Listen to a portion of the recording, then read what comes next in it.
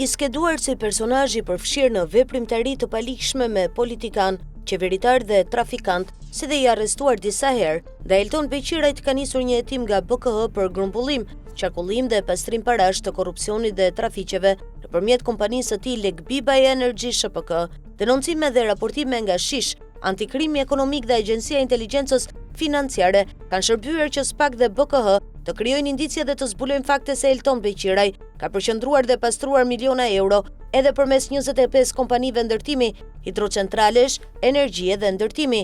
Skemën e pastrimit të parave ai e ka organizuar dhe e realizon në bashkëpunim me 5 kompani të 3 shtetasve italian, Andrea Didio, Salvatore Castorina dhe Salvatore Cascino, të dënuar bashkarisht me burg dhe gjob për mashtrim dhe vjedhje përmes faturave tatimore false të TVSH-s. Gjithashtu, skema është realizuar edhe nëpërmjet 2 kompanive ku Elton Beqiraj ka qenë ortak, si dhe nëpërmjet 9 kompanive ku ortaku i tij, Aurel Byberi, është pronar ose aksioner bashkë me persona të tjerë, të cilët rezultojnë të dënuar ose në hetim për krime ekonomiko-financiare për përdorim, pastrim dhe qarkullim parash të pista, evazion fiskal dhe vepra të tjera penale. Rrjeti i kompanive ku Elton Beqiraj ka gjetur terren për pastrim parash.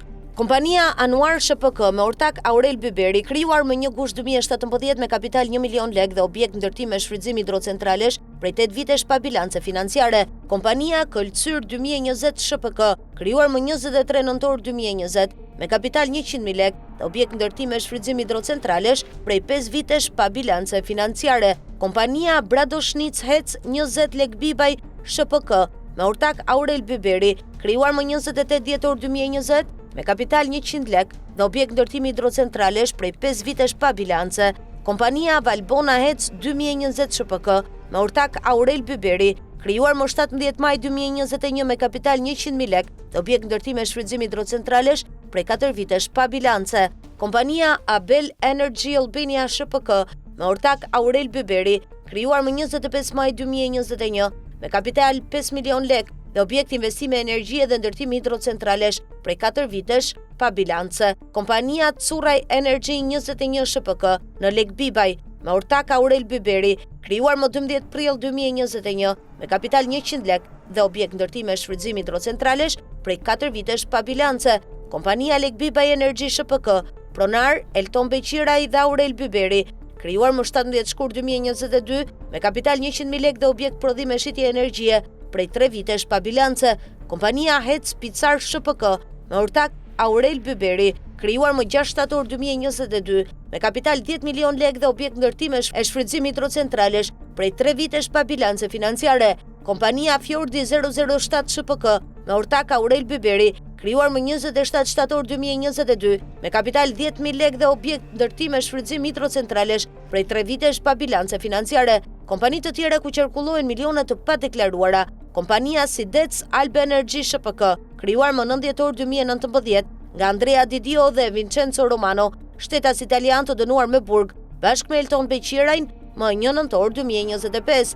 Kompanit Primis dhe Gainsbourg, ku Elton Beqiraj ka patur ortakëri. Kompanit GEA Green Energy, Al Neir Trading, CC International Consulting, Genesis Projecting, Miro, Paga Village, Genesis, Advanced Systems and Technologies dhe Aliu Roadhouse. Këto kompani, pjesë e rrethit mafios të Elton Beqirajt, janë krijuar në vitet 2017-2022, shumica me aktivitet koncesionar në ndërtim dhe shfrytëzim hidrocentralesh private, shitje energjie dhe ndërtime pallatesh, por pa deklaruar burimet financiare.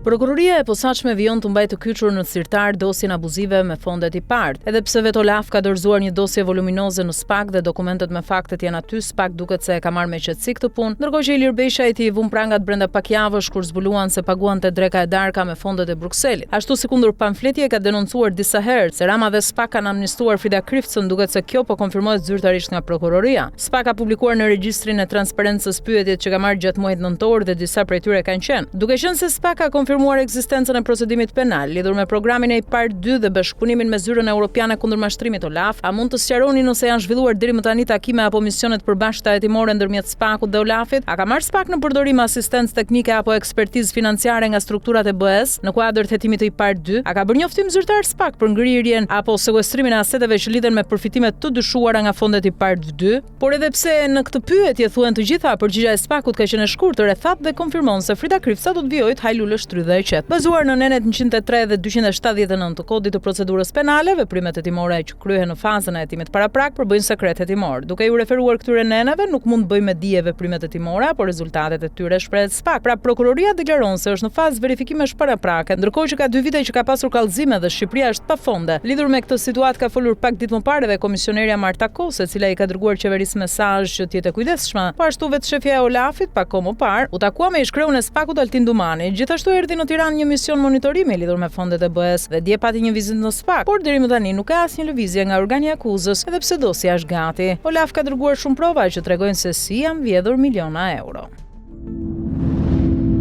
Kryetari i Bashkisë së Sarandës Oltion Çaçi e ka shpallur si prioritet të punës së tij për mirësimin e infrastrukturës së qytetës bregdetare të Ksamilit, por kjo dëshirë e shprehur prej tij publikisht, duket se e ka rrëmbyer aq shumë kryebashkiakun sa ka vendosur të zgjidhë qesën e fondeve publike, duke i shpenzuar 2 herë për të njëjtën rrugë. Dhe nuk janë pak, por 2 tenderat që përplasen me njëri tjetrin do të kushtojnë buxhetit të sarandiotëve plot 2 milion euro. Është një lapsus nga Bashkia e Sarandës apo një tentativë për të mbuluar shpenzime të fryera? Le të shohim dokumentet zyrtare. Në tetor të vitit 2025, kryebashkiaku Çaçi shpall tenderin rikualifikim trotuari KUB, ndriçim dhe shtresave rrugore në rrugët Onhezmi dhe Lefter Talo. Fondi limit për këtë procedurë ishte parashikuar në vlerën 108 milion 466.666 lekë të reja, ose rreth 1.1 milion euro. Referuar dokumenteve të konsultuara nga Bolt News, rezulton se në procedurë kanë marrë pjesë 2 operator ekonomik, Hastoçi SHPK dhe Shëndelli.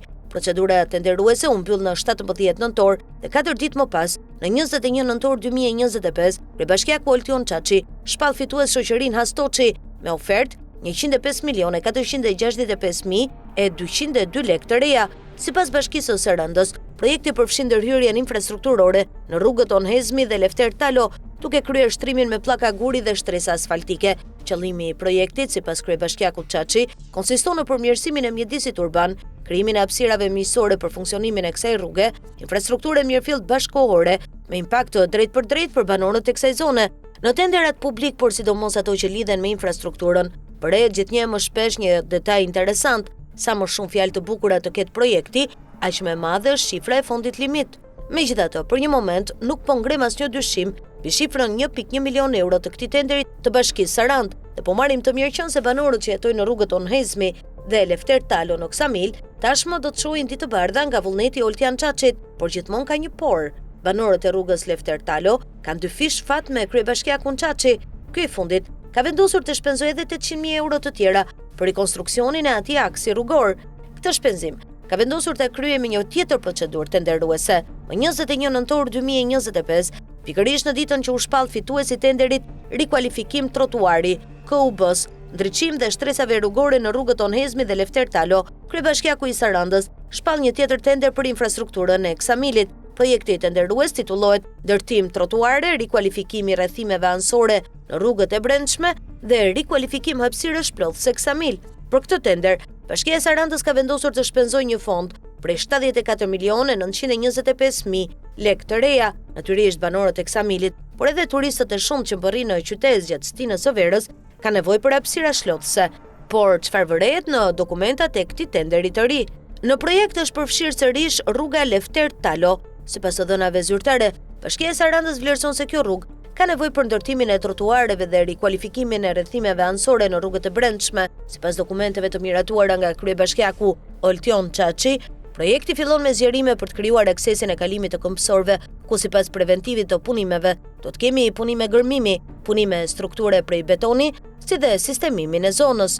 Në një vështrim të përgjithshëm të 2 tenderave, krijohet ideja se ato synojnë njëkohësisht përmirësimin e infrastrukturës të rrugës Lefter Talo. Nëse është kështu, për cilën arsye kryebashkiaku Oltion Çaçi ka vendosur që të zhvillojë 2 tendera me fond limit teje të lartë rreth 2 milion euro?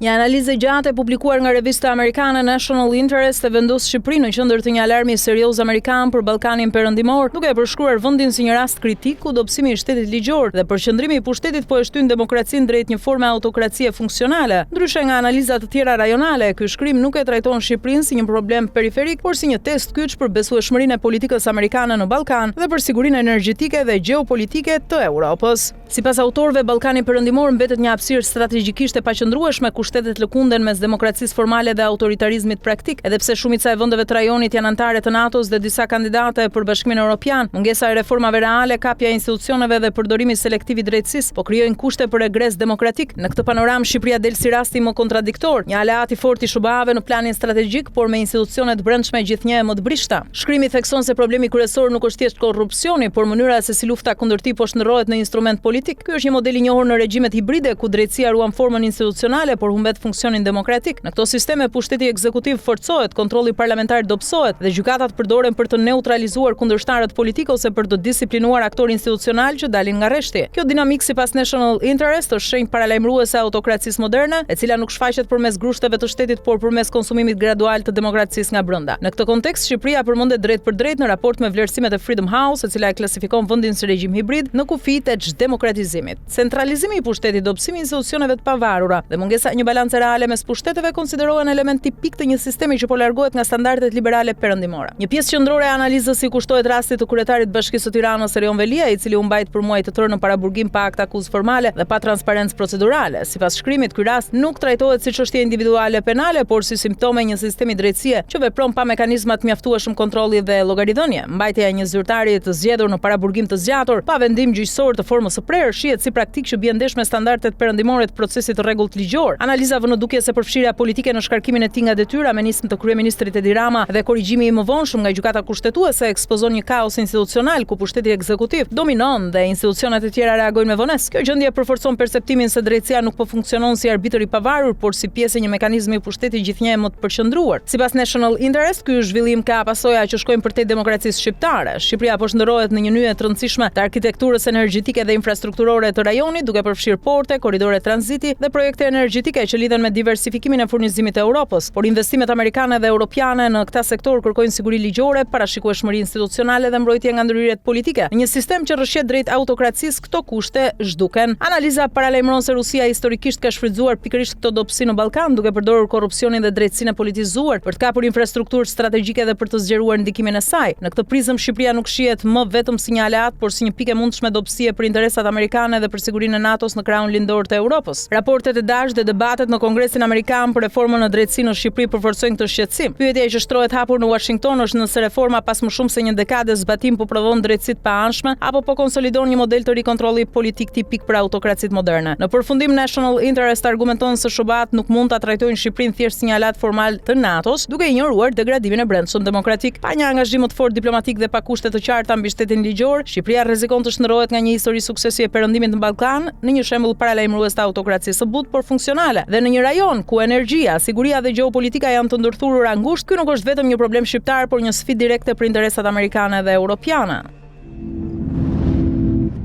Shqipëria është pajisur me sistemin raketor Javelin i prodhuar në SBA.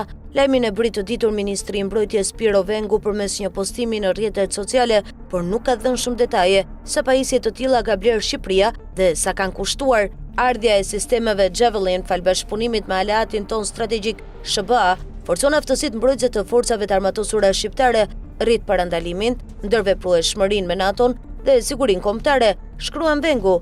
Raketat Javelin prodhohen nga bashkëpunimi mes Raytheon Lockheed Martin Javelin. Sistemi raketor Javelin kushton rreth $178,000 për njësi, së bashku me një raket, ndërsa vetëm një raket kushton $78,000. Por çfarë është sistemi Javelin? Javelin është një prej armëve më të sofistikuara në botë, që përdoret për shkatërimin e tankeve dhe mjeteve të blinduara.